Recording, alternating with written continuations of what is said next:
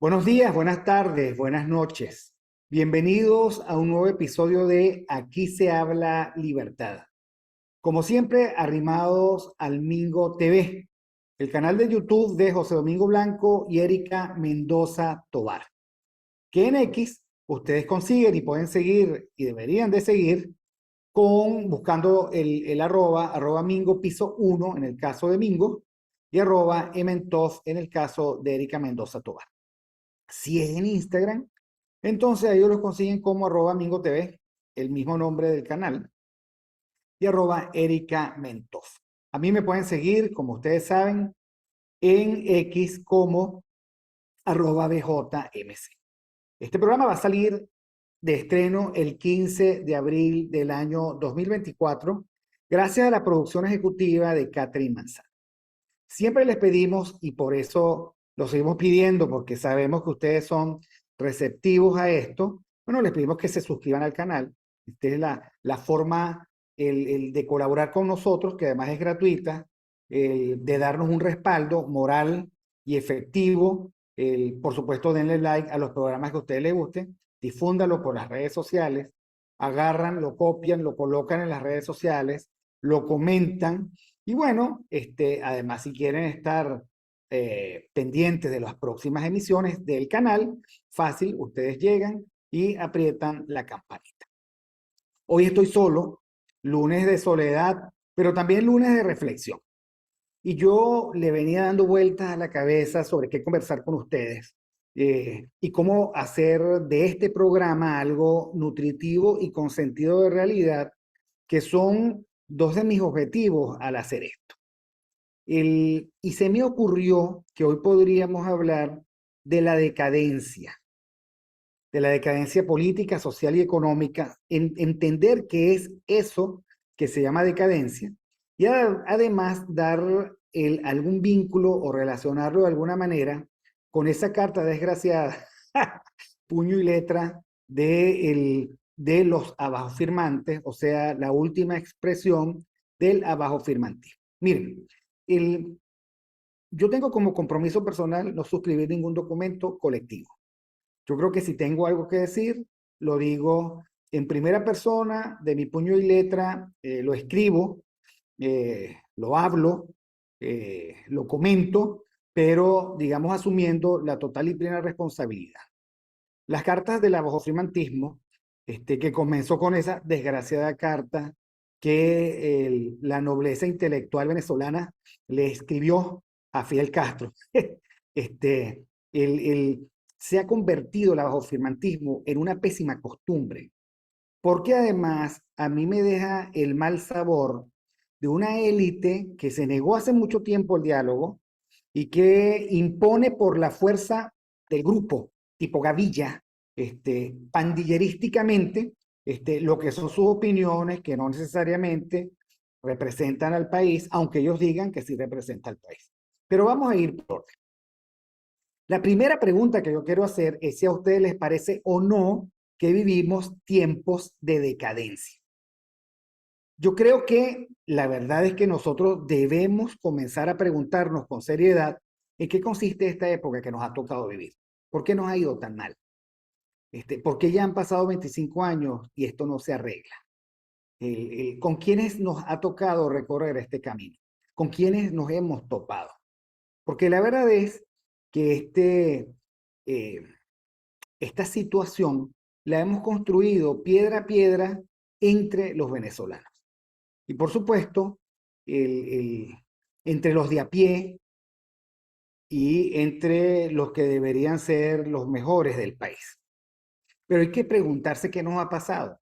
Como alguna vez Vargas Llosa se preguntó en conversaciones en la catedral en qué momento se jodió Perú. Yo alguna vez escribí en qué momento se jodió Venezuela. Porque tenemos que volvernos a preguntar en qué momento se jodió esto.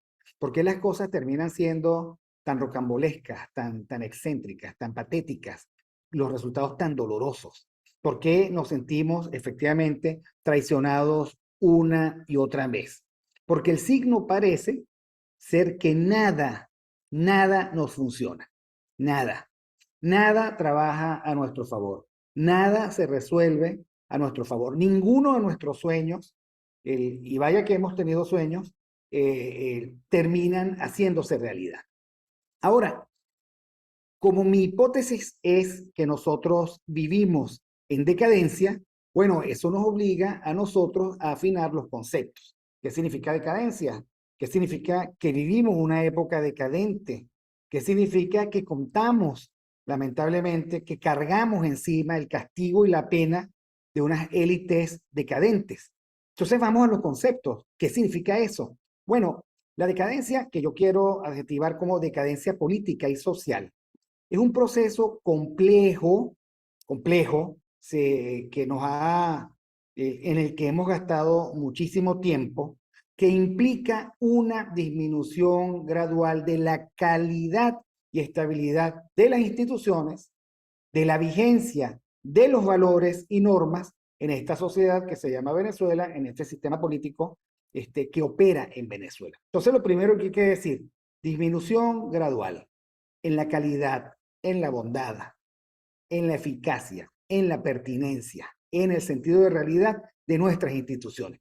Entonces, lo primero que se deriva de que nosotros asumamos que vivimos una época de decadencia es que nosotros contamos con unas instituciones degradadas que no nos sirven, o bueno, se nos fracturaron las instituciones.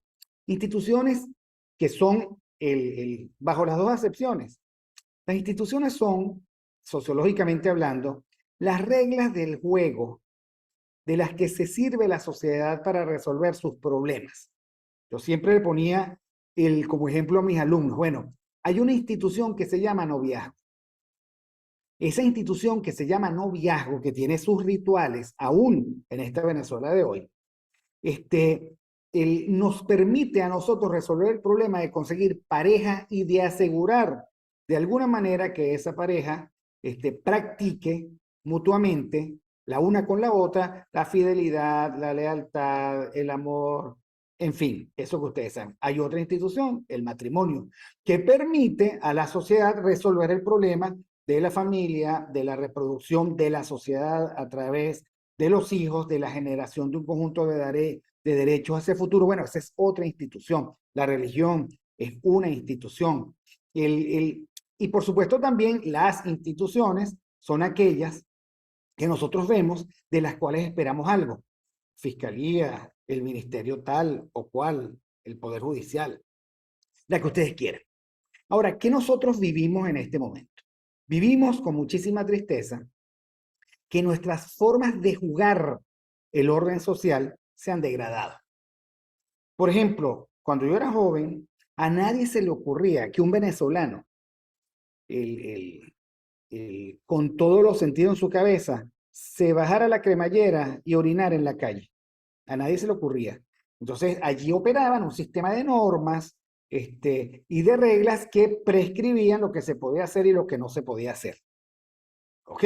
Y así uno puede imaginarse muchísimas cosas. O sea, esas normas nos permiten a nosotros vivir. Yo recuerdo también como anécdota que hay una institución, o había cuando yo daba clase, en los salones de clase que era la siguiente. Dado el caso de que una pareja de novios en el salón se dejara, se prescribía que nadie del salón podía aprovechar la situación para reemparejarse. O sea, muy mal visto, pésimamente visto que María, que estaba de novia con Pedro, ellos se pelean y entonces viene Josefina y se cuadra a Pedro y delante de todo el mundo queda excluida María, humillada, etc. Entonces eso era una institución que no necesariamente está escrita en ningún lado, que no necesariamente está perfectamente estructurada, pero que son un conjunto de reglas que nos permiten a nosotros vivir más o menos bien. Por ejemplo, que los vecinos tengan conciencia de que después de las 12 de la noche no pueden montar la gran parranda, porque hasta las 12 de la noche los vecinos acordaron tolerar los despropósitos y los excesos de una fiesta en un apartamento. Eso es una institución, que a veces más o menos normada, a veces las instituciones se expresan precisamente en normas. Ahora, ¿qué es lo que pasa en este momento de decadencia? que ninguna de ellas está operando a nivel de perfección, nos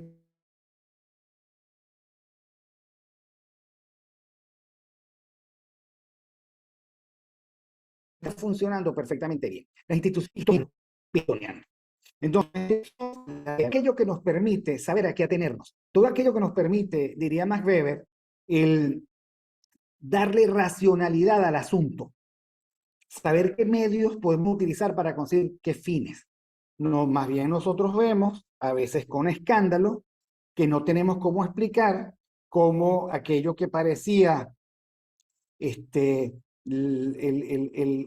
compañero de urbanización más pobre, de un día para otro, aparece con 10 carros blindados en la puerta reconstruyendo su casa. Entonces uno dice, wow, qué milagro, ¿no? Entonces, pero las instituciones no procesan bien esos milagros. Las instituciones, cuando funcionan bien, se hacen las preguntas y se buscan las respuestas. Aquí eso está prescrito, está prohibido, mejor dicho. Aquí simplemente hay cosas que aparecen y de repente hay cosas que desaparecen. Hay circunstancias que se confirman y responsables que terminan desaparecidos, ¿no? O sea, sabemos de qué estamos hablando. Aquí la cosa no funciona bien y eso nos genera a nosotros la perturbación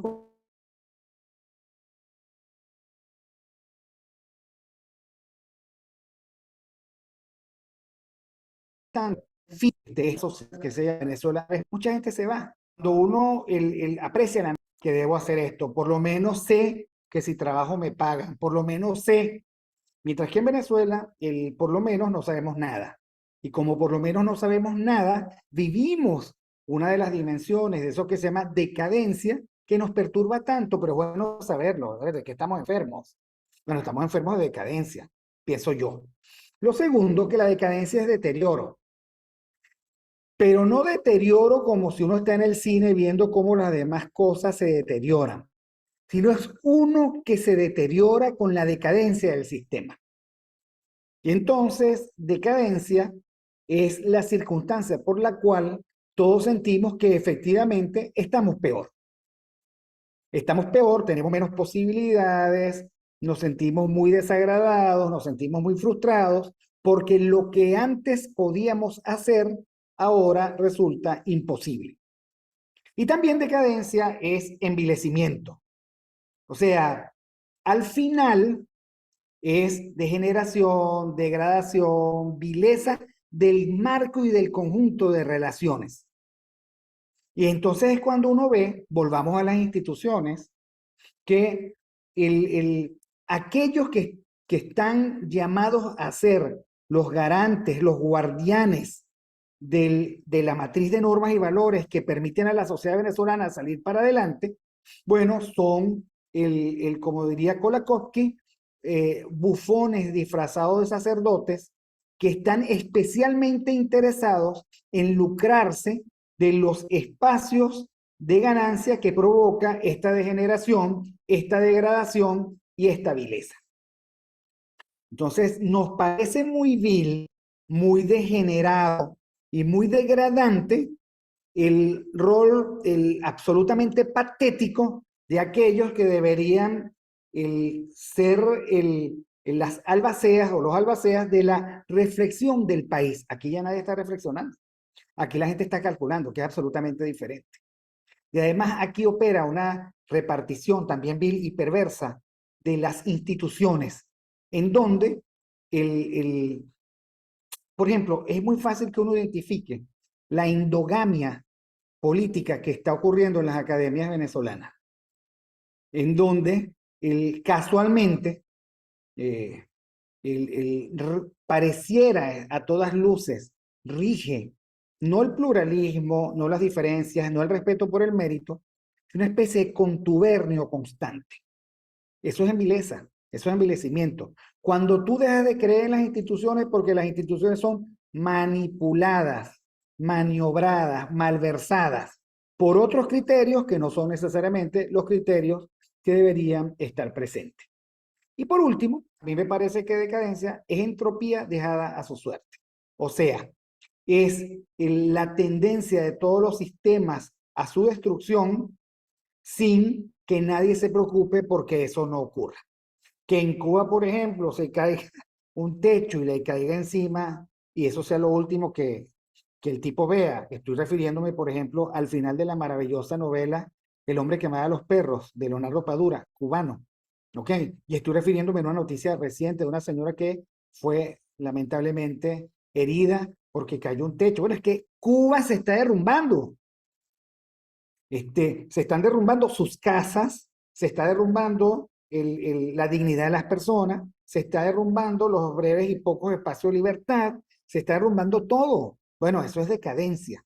Entonces, claro, uno se hace la pregunta, mira, la decadencia puede ser inducida. Sí, puede ser inducida y ya vamos a ver cómo y por qué. En todo caso, decadencia tiene indicadores, no es solo una sensación, una especie de dolor que siento en el alma porque nada está funcionando, sino que hay indicadores concretos. Por ejemplo, la corrupción rampante, la incapacidad del Estado de Derecho de atajar, siquiera de hacer el intento de atajar, de controlar o de nivelar la corrupción, es un indicador muy importante de decadencia. La desigualdad, que en el caso de los socialismos tiene lema, todo dentro de la revolución, nada fuera de la revolución. Eso que nosotros vivimos en Venezuela, a ver, la opulenta nomenclatura del régimen, que tiene gradaciones y niveles de compromiso, que cada cierto tiempo se renueva, etcétera. Bueno, esa opulenta nomenclatura del régimen provoca un atascamiento de desigualdad, que forma parte también de la decadencia. Pues si nosotros estamos diciendo que a nadie le interesa ir contra la tendencia de destrucción de los sistemas, bueno, a nadie le interesa tampoco, a nadie se preocupa muy especialmente por el tema de la desigualdad. Porque esta es una desigualdad sucia, es la desigualdad producto de los privilegios de la nomenclatura. No es la desigualdad de mercado, que es otra cosa respecto de la cual yo no tengo tan mala opinión. Pero es que esta desigualdad es una desigualdad de los privilegios, bien contada por Orwell en Rebelión en la Granja. Es, por supuesto, otro indicador, el deterioro de la confianza pública en las instituciones. Obviamente, si no me sirven, no creo en ellas. Por cierto, otra de las grandes instituciones es el mercado. Obviamente, si no me sirvo, no creo en el mercado. No creo en el mercado laboral, no creo en el mercado financiero. Ahora sucede que los voceros dicen, pero tienen que confiar en nosotros, dame un indicador.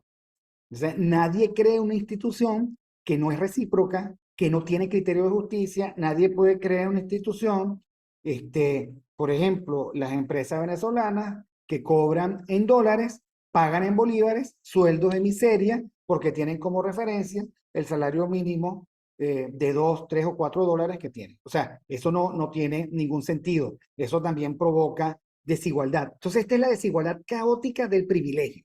El deterioro de la confianza pública en las instituciones que, si ustedes quieren ver un dato brutal, bueno, lo que resultó de las primarias, los partidos políticos, instituciones de intermediación clásicas entre la necesidad de los ciudadanos y el Estado, quebraron.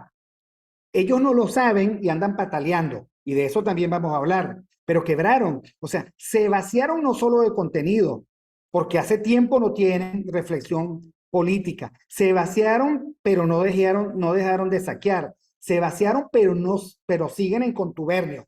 Bueno, por supuesto, nadie cree en ellas. Nadie cree en los partidos políticos. Y por eso la gente está acudiendo a la confianza otorgada a personas y a discursos. Pero no solo esto, es la pérdida de la cohesión social. Esta sensación de que no tiene sentido contribuir al hecho social, sino que aquí hay la necesidad flagrante del sálvese quien pueda. Entonces, bueno, cuando la cosa soy yo, entonces a mí no me interesan los demás. Y hay, bueno, yo creo que el indicador más brutal de falta de cohesión social es la salida de 8 millones de venezolanos del país. Entonces tenemos desorden social, fractura del espacio político y finalmente la pérdida de la noción de Estado. O sea, podemos preguntarnos en esta época de decadencia si esto todavía cumple los atributos de Estado. El mínimo, potestad sobre un territorio y una población de un gobierno que responde a los dictados de la legitimidad. Territorio, población y gobierno, eso es el Estado. Ok. Potestad sobre un territorio y una población de un gobierno que responde a los dictados de la legitimidad. Y bueno, nosotros podríamos preguntarnos si el territorio, si en todo el territorio tenemos soberanía, si la población se siente asistida por el gobierno y si los que están en el gobierno creen que necesitan que crean en ellos. Si hay validez, creencia de validez. Yo creo que no, y creo que no simplemente porque creo que el régimen, sabiéndose tan ilegítimo, tan impopular, tan incapaz de volver a ganarse la voluntad de la gente, estando la gente tan, digamos, incómoda con esta época de la decadencia, donde se cayeron las máscaras, bueno, yo creo que él dejó de interesarse en contarse, porque los otros son los rituales totalitarios, y de eso hemos hablado, y la gente le perdió fe al conteo. Algunos dicen por allí, no, si la gente quiere ir a votar. Bueno, dicen los venezolanos que lo último que se pierde es la esperanza, pero eso es una condición de inmadurez adolescente. Entre otras cosas, porque yo creo que nosotros no nos hemos preguntado finalmente qué es esto que estamos viviendo, ¿no? ¿Dónde se siente esta decadencia? Bueno, clarito, la gente lo siente en el bolsillo, en la pérdida de vigencia de derechos y garantías, en el miedo y en la violencia que se opone como sistema. Es una sociedad decadente, una sociedad de hambre, de hambrunas, de necesidades, de miedo, por supuesto, porque de miedo a la contingencia y de miedo, por supuesto, a la represión que se nos impone. Todos los que vivimos en Venezuela sabemos a qué le tienes miedo, a una enfermedad. O como decía por allí alguien hace tiempo, bueno, en Venezuela las cosas van bien hasta que te enfermas. O sea, tú puedes sobrevivir hasta que te enfermas.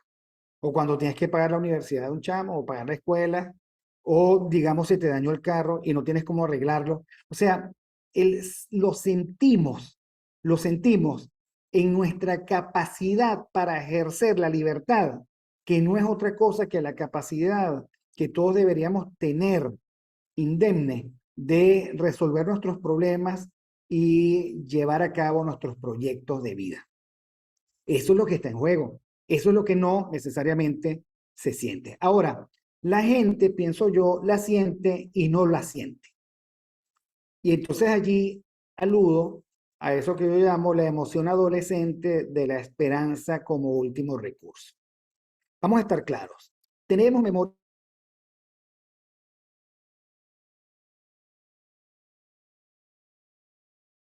abundancia institucional, luego un Estado que aún en su peor versión era mucho mejor que esto que nosotros estamos viviendo, y finalmente la gente puede narrar todo lo feliz que era y, como siempre decimos, no lo sabía. Y entonces, claro, cuando decimos dónde se siente la decadencia se siente también en que en esa circunstancia muy dolorosa de saber que perdimos algo. Porque lo que antes era real, ahora es alucinación. Porque lo que antes parecía verdad, ahora es totalmente mentira. Antes tú podías votar. Ahora tú vas a un ritual totalitario donde tú colocas el voto, pero la verdad es que no tienes mucha esperanza de que te respeten el voto, ¿no? Y eso, digamos, no tendría nada que ver con la impopularidad de que entre todos exhiben la nómina de los 13, 14 o 15 candidatos que están allí, que son la representación de la ruptura que hizo el país con sus instituciones políticas. tiene que ver también con el hecho de que la esperanza como último recurso a veces viene enmantillada de la sensación de desolación. Yo creo que cuando se hacen esas preguntas en las encuestas, eh, pierden de vista que como el juego, algunos dicen que todavía no se ha cerrado, la gente todavía tendría la esperanza de que, y si me aceptan el candidato que yo quiero, entonces yo voy a votar. Y por eso es que los mismos que dicen que la gente quiere ir a votar, también reconocen que algunos candidatos son intragables, improcesables, y eso no parece que se va a resolver. Pero ustedes saben que yo tengo yo no discuto mucho sobre esto en serio, porque es que yo creo que no hay curso electoral. Siempre uno se va finalmente por la conversación de quién puede ganar. No, no, no, no, no. Esto es una alucinación. Entonces, a veces no lo sentimos, la decadencia, porque nos negamos a reconocer que algo como esto nos está pasando a nosotros. ¿Ok? O sea, a ver, sí, y me parece un buen atributo, al final nosotros nos negamos a reconocer que esto termine siendo una situación irreversible. Entonces aquí también hay un primer aviso, y es que a veces el mal gana y gana por mucho tiempo. Yo les he dicho varias veces que he estado leyendo a Dietrich Bonhoeffer, el teólogo luterano alemán que fue finalmente apresado por conspirar contra Hitler y fusilado tal vez un mes antes de que se ganara, que los aliados tomaran Berlín definitivamente, ¿no? Su reflexión era totalmente clara. A sus efectos y en relación con su vida y sus proyectos, el mal ganó. Entonces, claro, para que el mal no gane para siempre, nosotros tenemos que cambiar las distracciones de la alucinación por la severidad de la realidad. Y eso, por supuesto, creo que a veces nos cuesta.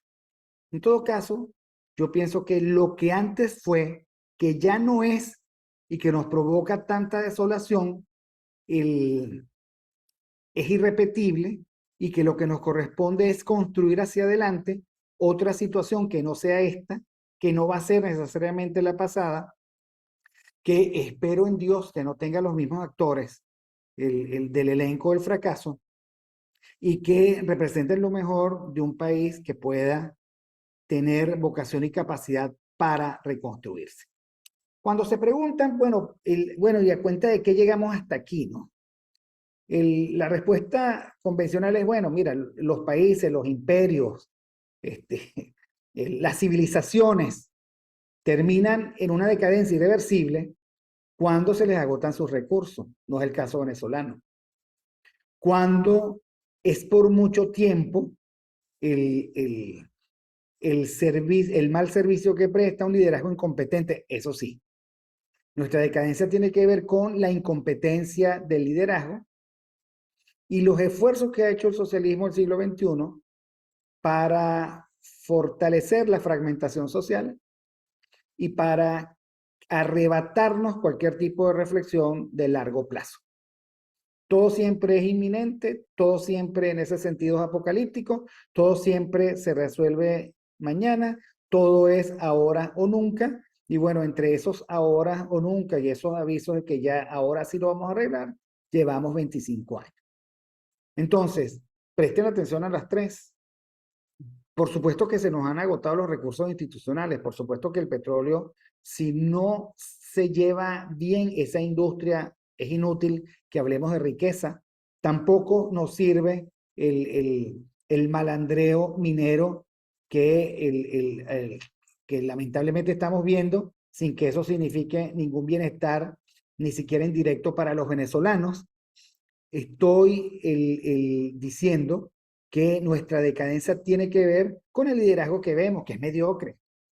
O sea, con el mediocre liderazgo que tenemos, inculto liderazgo que tenemos, timorato liderazgo que tenemos. Y por supuesto, con una circunstancia de vida que se nos ha venido tan abajo que obliga a la fragmentación social y por supuesto el, el, el, la negación, porque no les conviene, de largo plazo de esta dirigencia política. A ver, entonces, decadencia es liderazgo incompetente. Y yo creo que por eso que si nosotros tuviéramos que hacer la tarea es salir de ellos, de verdad. O sea, ustedes no ven el tejemaneje que hay en este momento, no solo en las versiones variopintas que tiene la supuesta oposición o colaboracionista, sino el desparpajo y la desvergüenza que se está exhibiendo ahorita en la plataforma unitaria, ¿no? Que van a terminar como todo el mundo probablemente sepa que va a terminar. Ahora, la pregunta que también quiero compartir con ustedes es la siguiente. Tuvimos nosotros un periodo de apogeo. Alcanzamos nosotros una cima de desarrollo y de poder. Desde allí comenzamos a declinar. Y yo creo que sí, yo creo que nosotros hasta los 70 teníamos muy buen desempeño. Los programas del profesor Daniel Laúd de los viernes abundan en eso una y otra vez. Y comienza el socialismo a hacer sus estragos, se nacionaliza el petróleo y todo el mundo se rasga la vestidura, el petróleo es nuestro, la soberanía no es lo que vamos a discutir, nunca vamos a qué. Allí tenemos los resultados. Un Estado hiperpoderoso, capaz de aplastar a toda la sociedad porque él es el dueño de todos los recursos, que vale la pena, y una sociedad, digamos, empobrecida por diseño, sometida por diseño frente a un Estado que una vez que ocurrió la traición de Leviatán, no podemos desprendernos de ellos. Eso es, sí tuvimos un buen momento, pero no fue el momento de la riqueza desaforada, de la euforia nacionalista, del está barato, dame dos, sino cuando llevamos al país a la velocidad adecuada, con un nivel de gasto adecuado, pero ese país, ahora visto con modestia, fue el país que hizo las escuelas públicas, que pudo hacer la universidad, y ya van a decir que sí, Pérez Jiménez, que sí, esto no, y después, digamos, fue el país que se distrajo y empezó a tener falsos dilemas. ¿Dónde llevo la plata? ¿Para Sidor o para las escuelas? Se las llevó Sidor. ¿Dónde llevo la plata? ¿Para esta inversión megalomaníaca o para los hospitales? Ganó la inversión megalomaníaca. Allí perdimos el ritmo. Allí perdimos el ritmo. ¿Ok? También es claro que los que estudiamos sistemas sociales sabemos que todo sistema tiende a su destrucción, a su desaparición. Y los que hablan de teoría de los sistemas, y saben de eso, dicen que por eso el esfuerzo es construir entropía negativa, o sea, luchar contra la destrucción. Yo creo que aquí simplemente se corrió la arruga y cuando se cumplieron los plazos, la gente para colmo apostó al hombre fuerte, al militar, a ese arquetipo lleno de barbarie que nos viene tal vez del siglo XIX y lamentablemente, por supuesto, como debía ser, como tenía que ser, estuvimos totalmente defraudados. Ahora, hablar de decadencia, mis queridos amigos, es recordar que las instituciones sociales son frágiles, ¿ok? Y que el mejor aporte que nosotros podemos hacer para evitar la entropía, o sea, para construir entropía negativa, es el examen crítico constante. Es la renovación constante de las élites. Y es, por supuesto, el cuidado de las instituciones, de los sistemas, de las normas y de los valores, porque, claro, cuando ellas son arrasadas, nos quedamos con una mano adelante y otra atrás sin poder detener las embestidas del Leviatán. Por eso que decía Jefferson que el precio de la libertad es su cuidado permanente. Jefferson, creo que fue el que lo dijo. ¿Ok? Es su vigilancia constante. Entonces nosotros tampoco podemos pretender que otro arregle esto, que yo no me ocupo de lo público, que a mí no me importan los valores, que yo vivo mi vida como la pueda vivir, porque bueno, aquí tenemos efectivamente los resultados.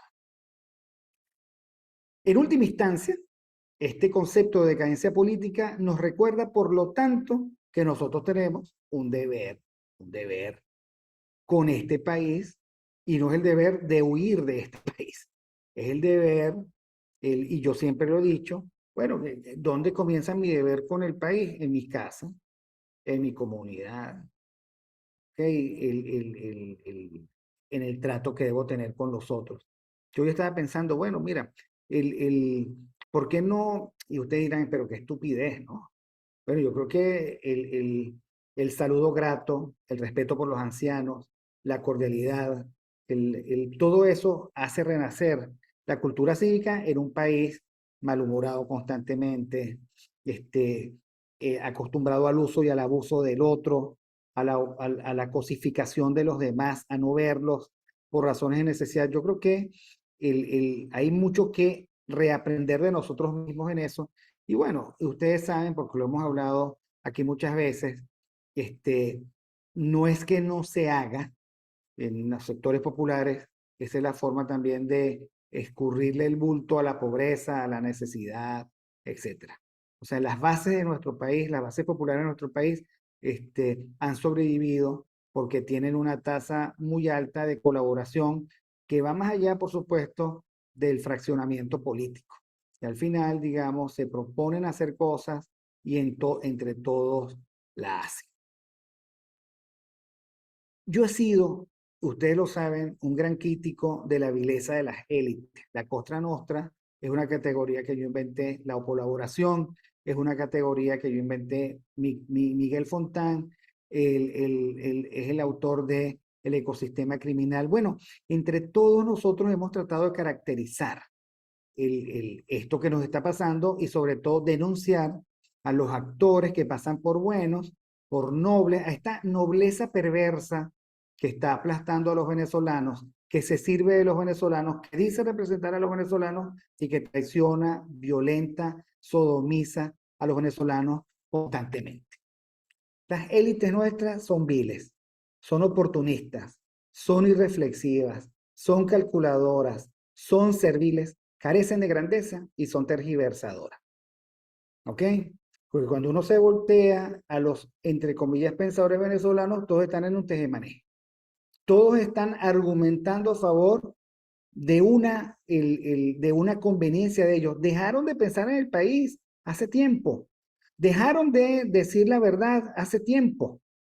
Dejaron de mantener distancia con el totalitario. Bueno, el último ustedes saben, la paz totalitaria, la paz autoritaria, el tener los arrestos, de decir que nos toca doblarnos para no partirnos, el tener los arrestos de aceptar como buena la oferta de una convocatoria falsamente electoral, en donde, como lo hemos dicho muchas veces, no está a la vista el piso parejo, no hay reglas claras, o sea, se hace un inventario de las cosas que faltan y dice, ok, esto no es, ok.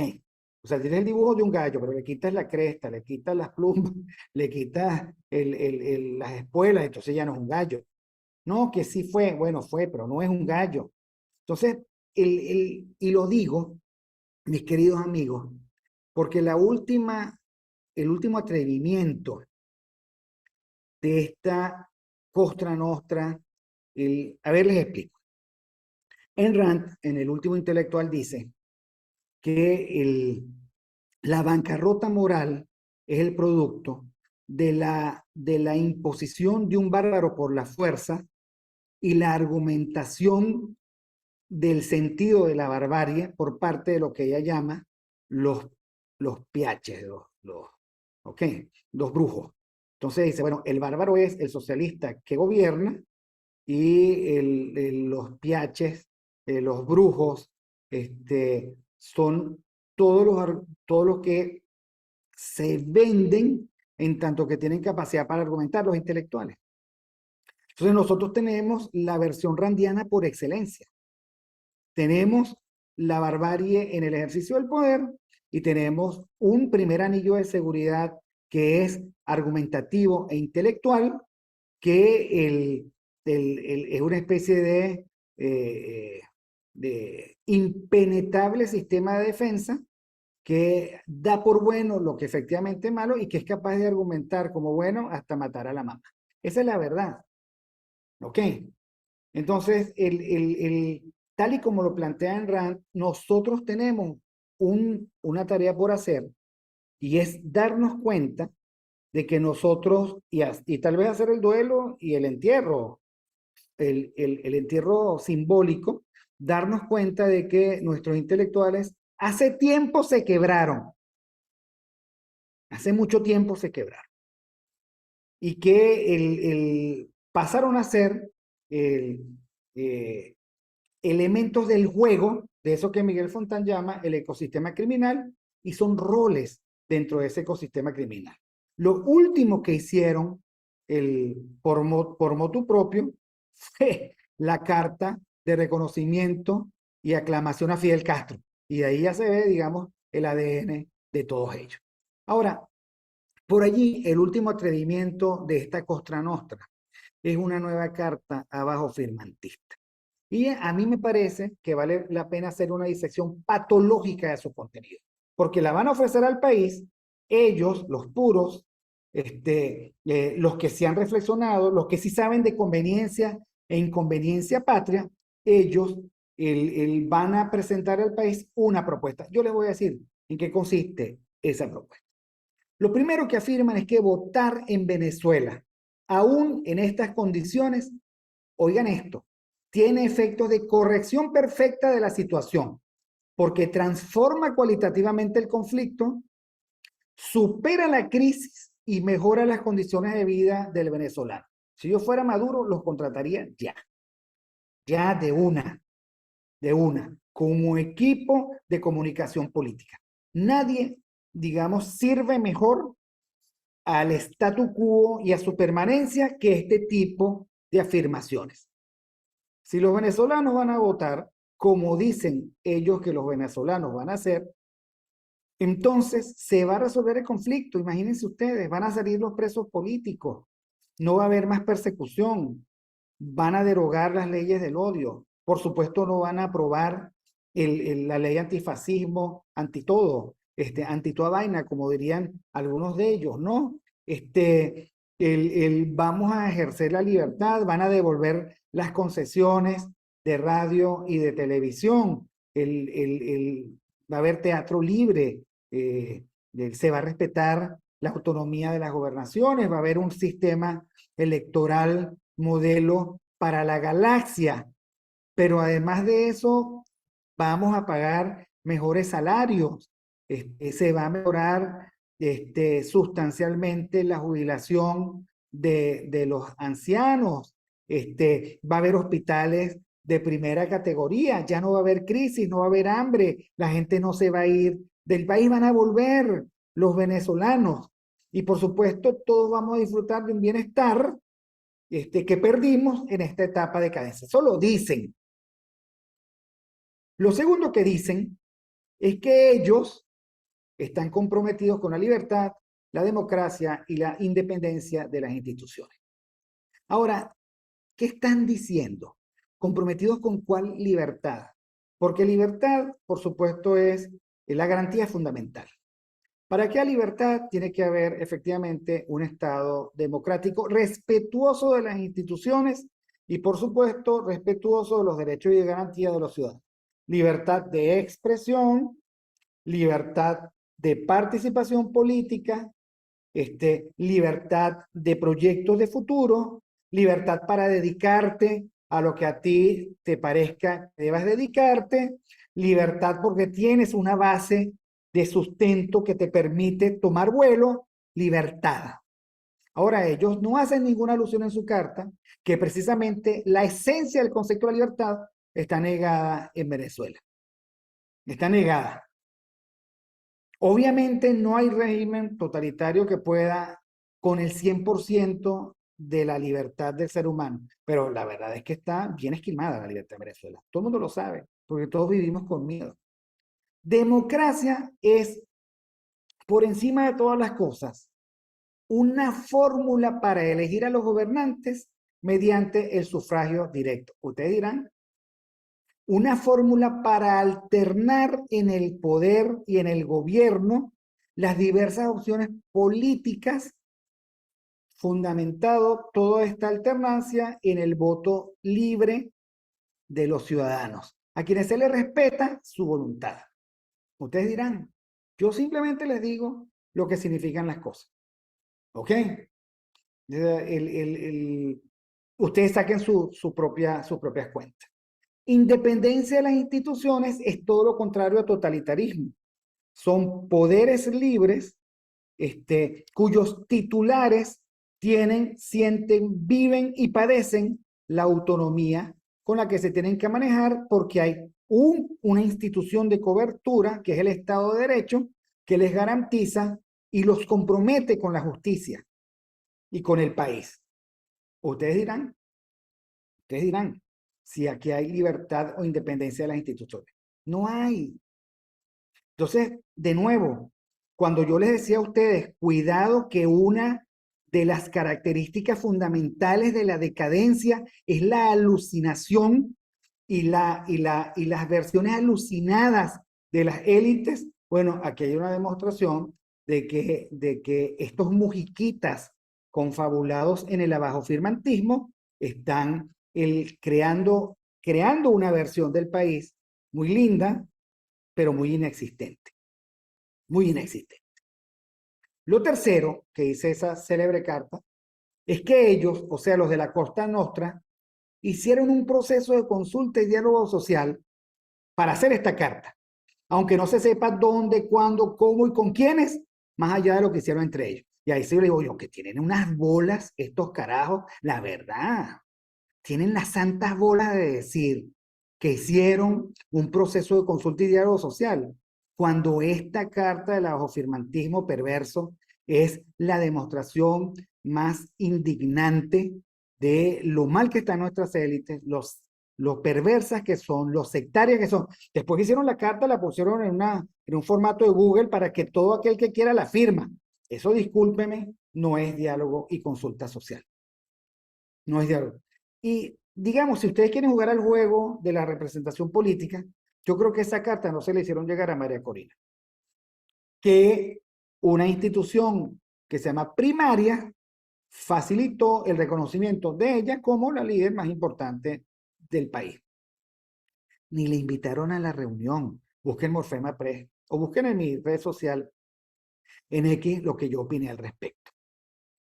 Y entonces aquí comienza un entreverado. La carta se va desaguando, en donde hay una mezcla de desplantes, de soberanía y obviedades, que queremos un país libre, que nadie se meta con nosotros. ¿A qué les suena? ¿Por dónde creen ustedes que van? No queremos que nadie se meta, somos un país soberano, los venezolanos podemos arreglar nuestros problemas solos, ¿ok? Por eso digo, desplante de soberanía, como si aquí hubiera soberanía, me está haciendo un desplante. Y obviedades, todas ellas que suenan muy lindas, sobre todo si no aluden a las condiciones reales del juego ventajista que está planteado. Ojalá, la verdad, yo quisiera que este fuese un país lo suficientemente normal como para que entre los venezolanos pudiéramos resolver el tema. Pero yo creo que eso no es posible, o en todo caso, no es posible en los plazos que están planteados. Porque yo les voy a decir una cosa, yo no creo en la dicotomía de que o votamos o nos matemos, yo no creo, digamos, en las salidas de calle, yo no creo en ese tipo. Yo creo en la maceración de una alternativa que esté comprometida lo suficientemente con la verdad como para que nos proponga el largo camino del largo plazo para resolver esto. Pero lamentablemente eso yo tampoco lo veo. Pero para que lo tengan claro, que yo niegue aquí la insuficiencia de los ciudadanos venezolanos, que no, que no estamos pactando ni tratando violencia, ni mucho menos, de los ciudadanos venezolanos, para resolver esto. Que yo lo niegue no significa que yo crea que estos mismos ciudadanos venezolanos van a resolver esto saliendo a las calles a inmolarse. Yo no creo, porque es que lo que yo creo es que este es un juego de ventaja que niega en el plano de la realidad todos los argumentos que estos abajo firmantes cantinfléricos acaban de plantear. Ellos lo saben, ellos lo saben. Lo que pasa es que de alguna manera hay una retribución, un trade-off que se da dentro del ecosistema criminal que no necesariamente conocemos y que a ellos les permite decir eso con la cara de piedra que efectivamente deben tener. Uno los toca y son de concreto. Y aquí se abren, a partir de aquí, como les decía, los párrafos cantinflas. Por ejemplo, le hacen la corte al Pacto de Barbados. Dicen cosas lindas al respecto. Recuerdan lo acordado. Parecen incluso referees de lucha libre, pero al final dicen, oigan esta perla, que mientras tanto tienen que conciliar de manera urgente el candidato que efectivamente pueda participar en la elección planteada y movilizar a su gente. O sea, están diciendo, mira, si hablamos como lo que parecemos, hacemos un llamado al Pacto de Barbados, donde el gobierno tuvo ciertos compromisos y también la oposición que deben cumplir. Pero inmediatamente pasan a hablar como lo que son. Y mientras tanto, Manuel Rosales es nuestro candidato. ¿Cómo se les ocurre no haberlo nombrado? ¿Qué bolas tiene la plataforma unitaria de no haber resuelto este problema? Manuel Rosales es el hombre y para el carajo los enfermos. ¿Ok? Puede ser que son cantinfléricos. Ahora, tampoco se cuidaron mucho de no incurrir en contradicción. ¿Ok? Entonces, qué geniales. Tienen razón, pero van presos. Y en ese sentido, ellos son la expresión del mundo de la extrema necesidad. Ellos también dicen que, por supuesto, sin interferencias foráneas. Y cuando ellos hablan de interferencias foráneas, están hablando o están entregando la ofrenda de sumisión exigida y exigible y de lealtad de sus verdaderos jefes. Ojo, ellos están diciendo y tampoco queremos sanciones. Abro un paréntesis. Yo creo que hace falta debate y discernimiento público para saber qué hacer. Debate que ellos no plantean, discernimiento que ellos no están dispuestos a hacer. Ellos simplemente asumen un compromiso histeroide con esto como un lema que ellos saben que es la ofrenda que deben pagar para recibir los beneficios que de alguna manera ellos reciben a este trade-off que aludimos. Y entonces, desde el punto de vista de la teoría de los juegos, a esa me refiero, del dilema del prisionero, ellos son los adalides del desarme. El desarme unilateral, les recomiendo que lean un poquito el dilema del prisionero. El dilema del prisionero, la narración es fundamentalmente la siguiente. La policía agarra a dos mafiosos cuyos crímenes están vinculados, los aísla y entonces a cada uno de ellos, incomunicado, le dicen, el otro ya confesó, si tú confiesas, mejor dicho, si tú confiesas y delatas al otro, que está aislado igual, yo te rebajo el 70% de la pena. ¿Ok? Pero tienes que hacerlo rápido porque si el otro confiesa y te delata, entonces tú vas a recibir la pena completa y el otro es el que se va a privilegiar del 70% de la rebaja de la pena. Y al final, los dos mafiosos confiesan y sucede que entonces la suma de las penas de los dos es superior a cualquier ganancia que ellos hubiesen planteado de otra manera. O sea, ¿por qué lo digo esto, no? Y hay muchas otras versiones del dilema del prisionero. Lo que estoy planteando es lo siguiente. En las condiciones en que se plantea el juego, si tú, digamos, te desarmas de tu propia condición, pierdes. De tus propias armas. Si tú cedes, pierdes. Si tú crees que el otro no va a hacer lo mismo, pierdes. Y por eso dicen que la teoría del dilema del prisionero se resuelve siempre y cuando haya un metajuego que limite la capacidad de respuesta de los que están involucrados. Por ejemplo, la ley de omertá de las mafias sicilianas, o sea, la ley del silencio, de la omertá, la ley del silencio que decía, si te agarran te callas, y si te callas no hay problema porque tu familia va a tener salario y yo te voy a sacar en cuanto pueda. Si hablas, la relación es otra, no solo que tú te vas a morir, sino que vamos a pasar por un trapiche a toda tu familia y también lo vamos a matar. Vean El Padrino como referencia. Entonces, claro, no te puedes desarmar de argumentos, de estrategias y de propuestas, porque quedas desarmado, quedas en manos de los interrogadores, quedas en manos de la mafia, en fin, ¿no? En todo caso, ellos son los adalides del rezar. Ellos quieren que la sociedad venezolana acuda en masa en un acto de supuesta soberanía, el desarmarse, el desautorizar cualquier tipo de jugada internacional y además ellos dicen por qué.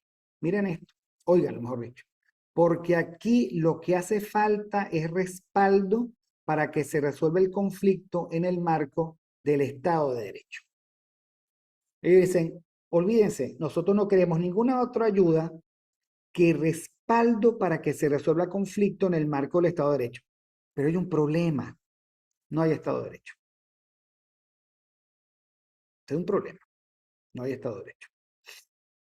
Entonces, cuando ellos dicen, aquí lo que hace falta es respaldo para que se resuelva el conflicto en el marco del Estado de Derecho, ellos de nuevo nos están obligando a la alucinación y nos están vendiendo espejitos.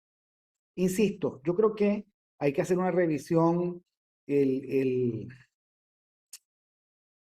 resultados de todo lo que nos ha traído hasta aquí.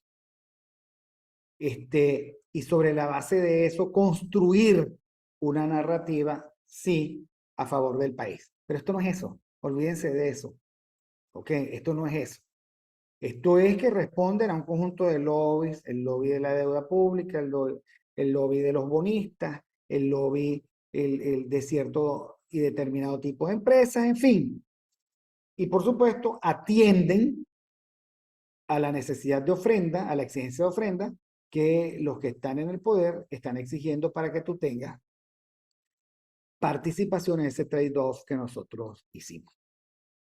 Total que ellos terminan pidiendo una especie de Barbados 3.0, que la verdad es que si atendemos a la noticia que se planteó el domingo en la noche sobre lo que ocurrió en algunas salas de reuniones de la Castellana, bien podría llamarse SERPE versión beta, que es en homenaje al edificio SERPE en donde ocurrió la reunión que fue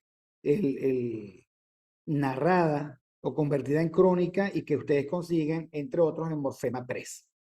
En fin, hasta la elegancia la han perdido. Ahora, mis queridos amigos, yo aludo a la carta del abajo firmantismo, en primer lugar, para que no creamos nosotros que esas élites nos representan, nos interpretan, nos hacen bien, son nutritivas, están trabajando por todos nosotros. Yo creo que ellos son una versión degradada y decadente, son la expresión de la decadencia que nosotros vivimos. Y ahora nos queda claro que la decadencia no es algo que le ocurre a los que están en la acera del frente, que también es malo, es falso, el que es el chavismo, el decadente, no.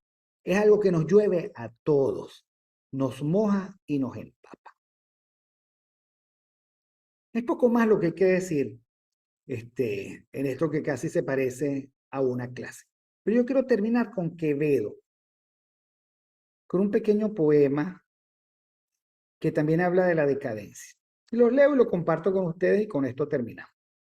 Miré los muros de la patria mía, si un tiempo fuerte ya desmoronados, de la carrera de la edad cansados, por quien caduca ya su valentía. Salíme al campo, vi que el sol bebía los arroyos del hielo desatados, y del monte quejosos los ganados, que con sombras hurtó su luz al día. Entré en mi casa, vi que amancillada de anciana habitación era despojos. Mi báculo más corvo y menos fuerte. Vencida de la edad, sentí mi espada, y no hallé cosa en que poner los ojos que no fuese recuerdo de la muerte. Nos vemos la próxima vez. Suscríbanse al canal, denle like al programa y toquen la campanita. Saludos a todos.